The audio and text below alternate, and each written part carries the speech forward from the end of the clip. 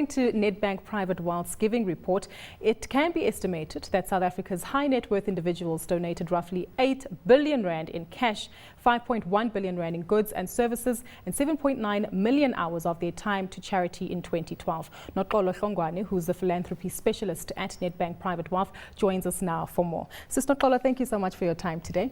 Good afternoon.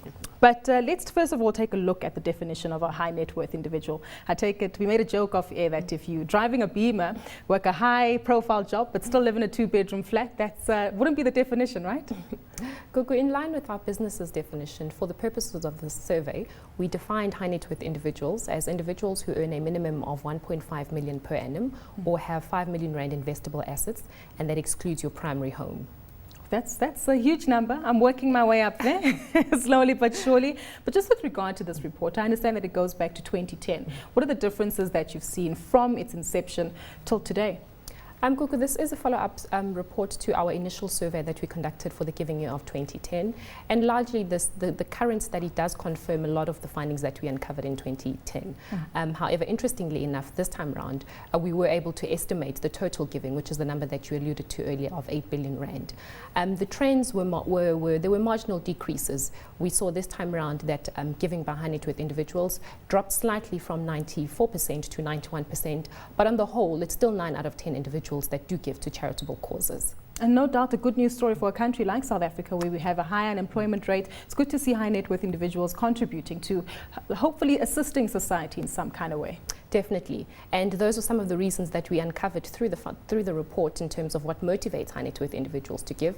And largely what came out is wanting to make a difference, wanting to give back, and wanting to give back really to the communities in which these high net worth individuals live. Is this in line with what our international counterparts are doing? They are, Gugu, in line with international trends, although the sectors that are supported differ slightly. In South Africa, the areas that came out as receiving the most support from this report were social and community development causes, and so those would include hospices, children's homes, and care for the aged. Whereas if we look at the UK, medical research tops priorities for giving in that space. Well, I take it that's just addressing what applies to an environment in that situation. Exactly. Perfect. But let's take a look at some people who might have made their well-known individuals, like the Motsepes. They've got their Motsepe Foundation, and they're very open about the contribution that they're trying to make to the South African society. Are we seeing more of that coming through in the South African market? Because before, if you're a high net individual, some people tend to hide it and give discreetly. Are we seeing that change ever so slightly? Gugu, Patrice was the first to publicly come out and announce his pledge through the Family Foundation. However, through our work and through the work that we do with high net worth individuals, we have witnessed over many years high net worth individuals giving large sums of money, committing parts of their wealth to charitable causes. However, a lot of them still do prefer to operate under the radar. Is 8 billion a big number, though, in relation to how much these individuals are worth? I think Christo Visser, who's the chairman of ShopRite, he's worth about 34 billion. That's, I mean, 8 billion of 34 is a significant number, but in relation to how many billionaires we have in South Africa, is 8 billion big enough?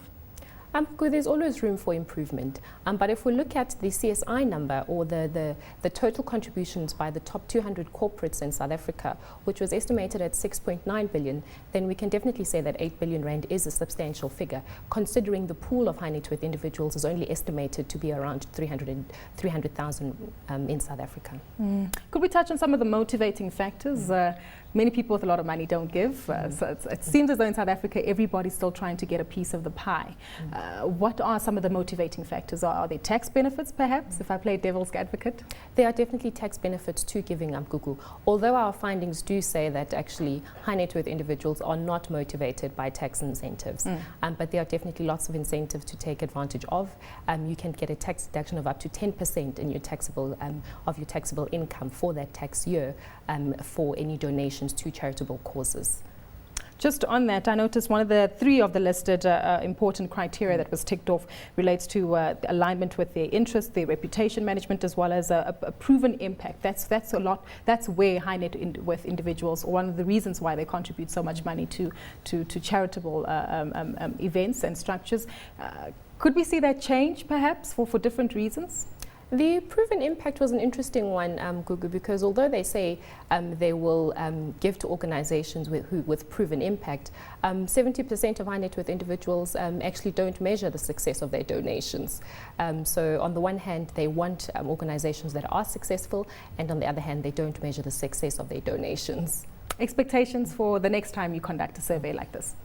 Well, we are hoping, Gugu, next time to be able to produce more granular information as we did this time around, to be able to provide more details, particularly for the non-profit organizations who rely so much on information such as that we have presented in drawing up their fundraising strategies.